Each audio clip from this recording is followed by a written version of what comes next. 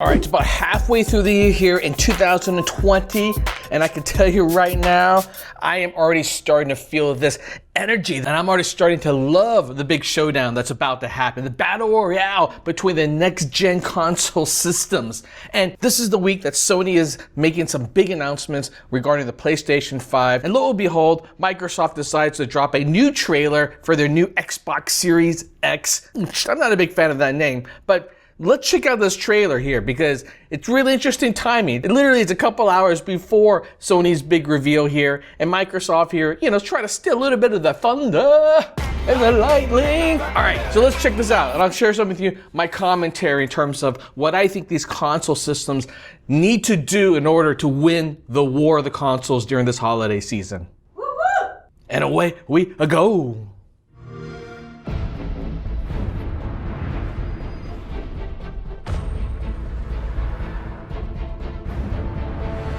Some fancy 3D graphics there, tearing apart the console system, showing the innards.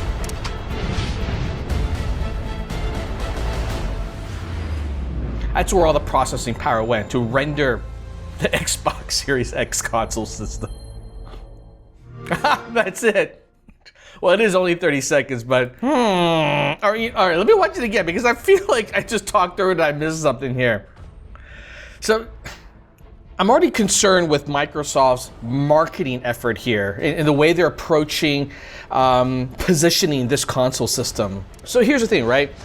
Every single generation of console systems up till now has always led with the power of the graphics. Like, in other words, how beautiful these games look. And admittedly, this next generation of new console games look great, but I think a lot of gamers are already saying that graphics are incremental. So I think both of these players, including Sony and Microsoft at this point, needs to move off that messaging and start focusing on something else. Now, I know a lot of you gamers out there would easily tout, well, it's all about the games. So show me the games will win the war. And yes, I would agree with you, but I think you need to think about it a little bit deeper because as someone who was a former brand executive at a couple of big gaming companies, I have a very different take on this, right? Because what I'm trying to do here is find an emotional connection with a buyer. In other words, what can I do to stir something up in a gamer to the point where they are willing to go out and buy that console system on day one? Ideally, for a new console launch, get it for the holidays. They have to get it for the holidays. It has to be big chatter about it because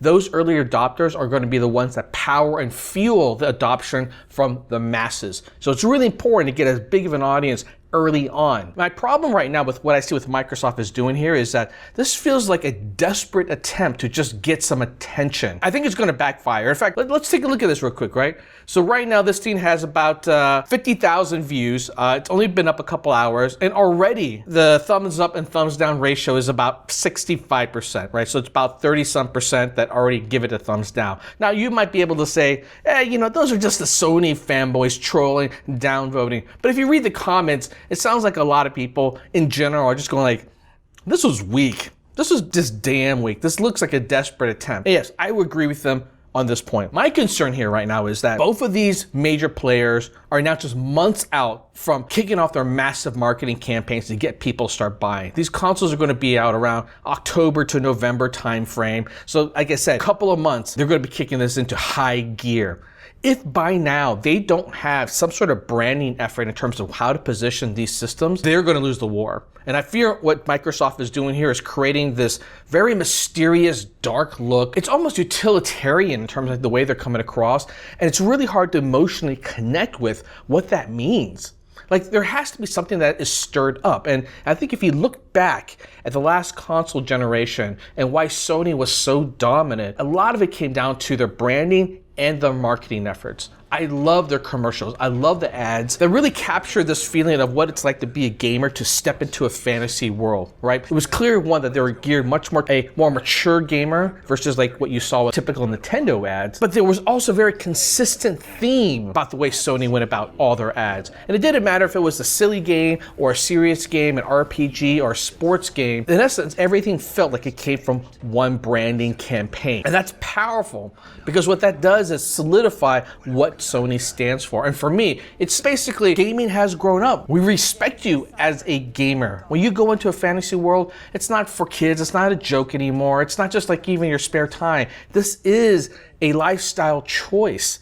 And that's what it felt like. Sony PlayStation 4 to me felt like it was a lifestyle choice, which was something that I always felt like the Xbox system really didn't latch on to until very, very late in the game, this last console cycle. And now that they're kicking off a new one, I don't know, I feel like they're doing the same thing again. And I think part of the problem here is that Sony as a company has always done a damn good job making their products feel premium and also a legitimate player in any space. It doesn't matter if it's Sony cameras, if it's Sony televisions, just about anything that Sony produces feels like it's slick. But it's not slick to the point where there's not a personality to it. You could definitely feel like there would be a lot of people who would be Sony fanboys that even went beyond the console system. And therein, I think, lies Microsoft's biggest problem, because Microsoft as a company has always had a very mixed reception in terms of how people perceive the brand, right? Microsoft as a tech company just doesn't feel cool. I don't think it ever felt cool. It felt like it was just for the techies,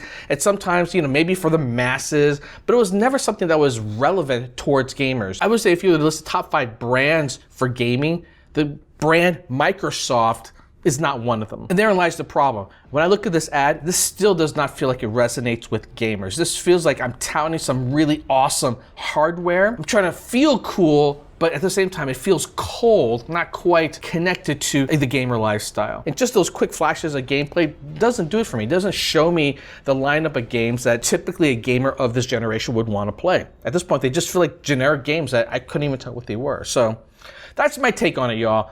And I think when it comes to the marketing campaign, this particular generation, oh man, it is going to be the make or break. We're at a point where I don't think most people can really discern the difference between what these hardware systems can do. They're both ultra powerful. They both got the kind of specs that I care about. And in fact, at some point, if you just take away the visuals of the product and just go through the checklist, I don't think most gamers are going to be able to tell the difference between one hardware spec versus the other. So if you take away that aspect, and then you take away all the fanboys who are already in their camp, and it's not going to make a difference in terms of what you say to them. They're just going to buy into one due to the legacy, due to their loyalty. I think the remaining gamers here who are now going, well, which one do I bet on next? And I don't think it's going to come down to the exclusive games, and I don't think it's going to come down to the number of games. I think gamers are savvy enough to say, like, which one of these console systems feels like it represents my lifestyle choice? Because ultimately, it's a long game, right? You may have a couple more games here available at launch, but when it comes down to it, you're going to own the system for the next 5 years, maybe 10 years. So it's going to come down to, do I trust this company delivering the kind of games that I care about? Am I going to feel like I'm welcome into the camp as a Sony fanboy or as a Xbox Series X fanboy? Something to chew on, y'all. But as of right now, when I look at this ad, I'm concerned for Microsoft. I'm concerned at this point they still don't have a clear idea what their brand should be and how to position this particular product. And I think if they continue with this type of sniping approach to getting their name out there just to combat Sony, they ain't gonna win this war. Step it up, Microsoft. All right, for all you console gamers, let me know what you think. If you got another thought about this, if you think there's another approach that Microsoft can take to win the war of the consoles here. All right, peace out.